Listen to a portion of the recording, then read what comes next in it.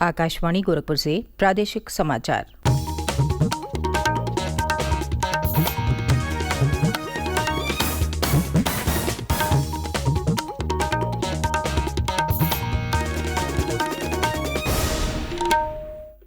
नमस्कार, समाचार बुलेटिन के साथ मैं सुकीर्ति अस्थाना। पहले मुख्य समाचार।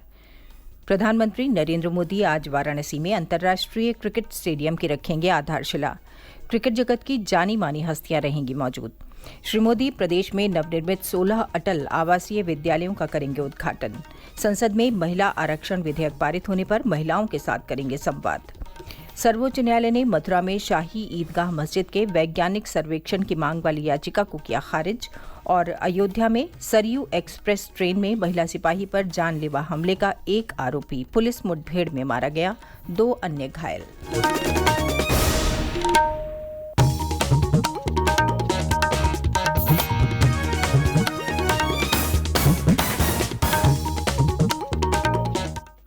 और अब समाचार विस्तार से।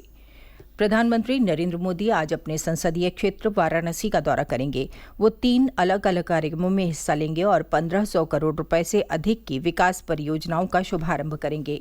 प्रधानमंत्री दोपहर लगभग 1:30 बजे वाराणसी में अंतर्राष्ट्रीय क्रिकेट स्टेडियम का शिलान्यास करेंगे। इसके बाद वो वाराणसी की महिलाओं के साथ संवाद कार्यक्रम में हिस्सा लेने के लिए संपूर्णानंद संस्कृत विश्वविद्यालय पहुंचेंगे। नारी शक्ति वंदन अभिनंदन नाम के इस कार्यक्रम में लगभग 5000 महिलाओं के जुटने की उम्मीद है।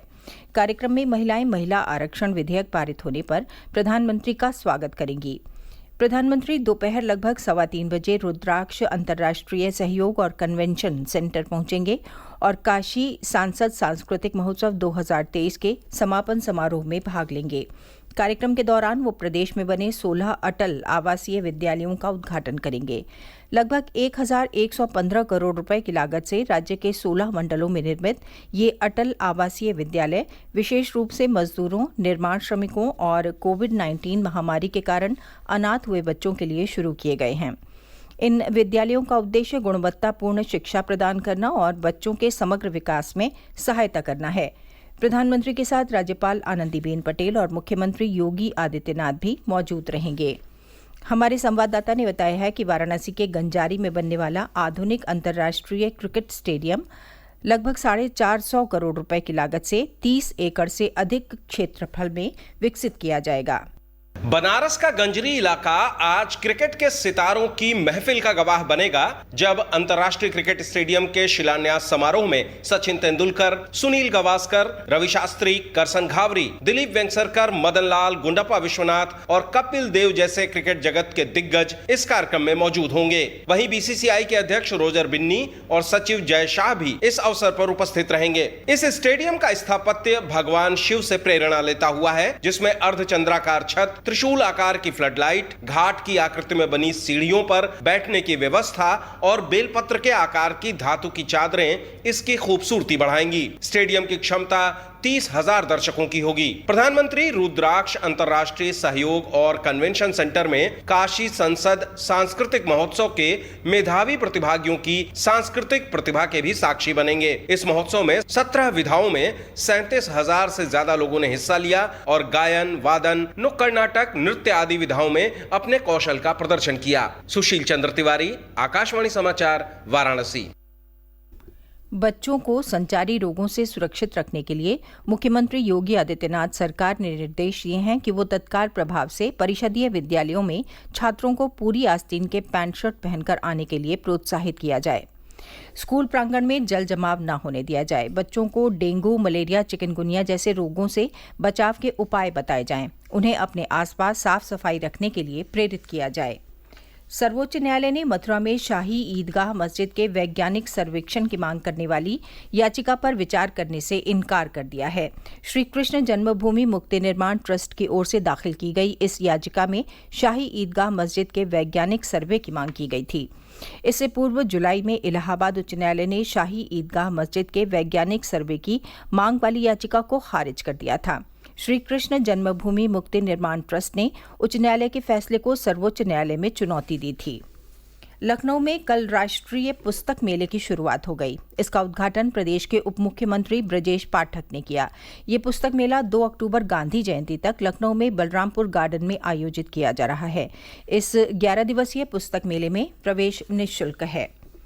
प्रादेशिक समाचार आप आकाशवाणी गोरखपुर से सुन रहे हैं। ये समाचार बुलेटिन हमारे YouTube channel AIR news Gorakhpur और ट्विटर हैंडल AIR_GKP पर भी उपलब्ध है। अयोध्या में सावन मेला के दौरान बीती 30 अगस्त को सरयू एक्सप्रेस ट्रेन में महिला सिपाही पर जानलेवा हमले के एक आरोपी को कल पुलिस और STF ने मुठभेड़ में मार गिराया और 2 अन्य को घायल अवस्था में गिरफ्तार कर लिया। पुलिस के अनुसार अयोध्या के पूरा कलंदर थाना क्षेत्र के छतिरवा सरैया सीमा के पास पुलिस और STF के बीच मुठभेड़ हुई। इसमें महिला सिपाही पर हमले के आरोपी अनीश, आजाद खान और विशंभर घायल हो गए। बाद में इलाज के दौरान आरोपी अनीश की मौत हो गई। मुठभेड़ में पूरा कलंदर थानाध्यक्ष और 2 अन्य सिपाही भी घायल हुए हैं। STF ने पिछले सप्ताह ही महिला सिपाही पर हमले के संदिग्धों का CCTV फुटेज जारी किया था और सुराग देने वाले को 1 लाख रुपए इनाम की घोषणा की थी। मुख्यमंत्री योगी आदित्यनाथ ने जनपदों में तैनात पुलिसकर्मियों के लिए आवासीय भवनों और अनावासीय भवनों, हॉस्टल, बैरक, विवेचना कक्ष और पुलिस चौकी परामर्श केंद्र के भवन के निर्माण की स्वीकृति प्रदान करते हुए 9 जनपदों मेरठ, संतकबीरनगर, कासगंज, मऊ, महोबा, प्रतापगढ़, फिरोजाबाद, लखीमपुर खीरी और मुरादाबाद के लिए 22 करोड़ 29 लाख रुपए से अधिक की धनराशि को स्वीकृति प्रदान कर दी है। प्रमुख सचिव गृह ने कल लखनऊ में ये जानकारी दी। महिला आरक्षण विधेयक को संसद की मंजूरी मिलने पर महिलाओं ने प्रधानमंत्री नरेंद्र मोदी का आभार व्यक्त किया है। श्री मोदी के संसदीय क्षेत्र वाराणसी में कल महिलाओं ने धन्यवाद मार्च निकाला। विशाल भारत संस्थान और मुस्लिम महिला फाउंडेशन के संयुक्त तत्वावधान में सुभाष भवन से मुंशी प्रेमचंद स्मृति द्वार तक निकाले गए मार्च में महिलाएं अपने हाथों में प्रधानमंत्री को धन्यवाद देते हुए बैनर और तख्तियां लिए थीं। मेरी माटी मेरा देश कार्यक्रम के तहत प्रदेश में 30 सितंबर तक अमृत कलश में मिट्टी संकलित करने का अभियान जारी है। हाथरस में नेहरू युवा केंद्र की ओर से कल अमृत कलश यात्रा निकाली गई। जिला युवा अधिकारी दिव्या शर्मा और लेखा एवं कार्यक्रम सुपरवाइजर उषा सक्सेना ने कलश यात्रा का नेतृत्व किया। इस दौरान ग्रामीणों के घर घर जाकर मिट्टी और अक्षत को अमृत कलश में एकत्र किया गया। ढोल नगाड़ों के साथ निकली अमृत कलश यात्रा में लोगों ने बढ़ चढ़कर भाग लिया। स्वच्छता ही सेवा पखवाड़े के तहत प्रदेश में कूड़ा कचरा साफ करने का अभियान जारी है। इसी कड़ी में पूर्वोत्तर रेलवे के वाराणसी मंडल में कल मंडल रेल प्रबंधक विनीत कुमार श्रीवास्तव के नेतृत्व में प्लॉगथन स्वच्छता रैली का आयोजन किया गया।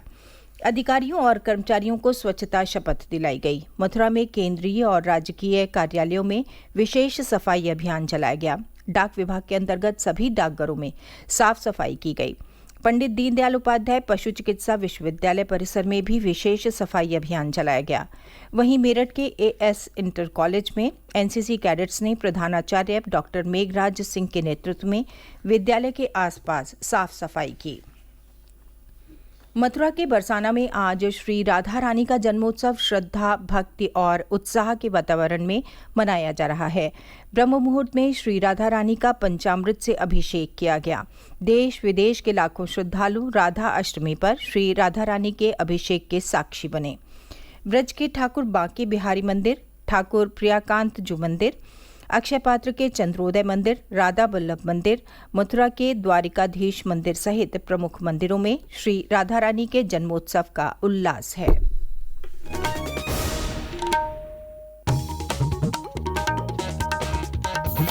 अंत में मुख्य समाचार एक बार फिर। प्रधानमंत्री नरेंद्र मोदी आज वाराणसी में अंतर्राष्ट्रीय क्रिकेट स्टेडियम की रखेंगे आधारशिला। क्रिकेट जगत की जानी मानी हस्तियां रहेंगी मौजूद। श्री मोदी प्रदेश में नवनिर्मित 16 अटल आवासीय विद्यालयों का करेंगे उद्घाटन। संसद में महिला आरक्षण विधेयक पारित होने पर महिलाओं के साथ करेंगे संवाद। सर्वोच्च न्यायालय ने मथुरा में शाही ईदगाह मस्जिद के वैज्ञानिक सर्वेक्षण की मांग वाली याचिका को किया खारिज। और अयोध्या में सरयू एक्सप्रेस ट्रेन में महिला सिपाही पर जानलेवा हमले का एक आरोपी पुलिस मुठभेड़ में मारा गया, 2 अन्य घायल।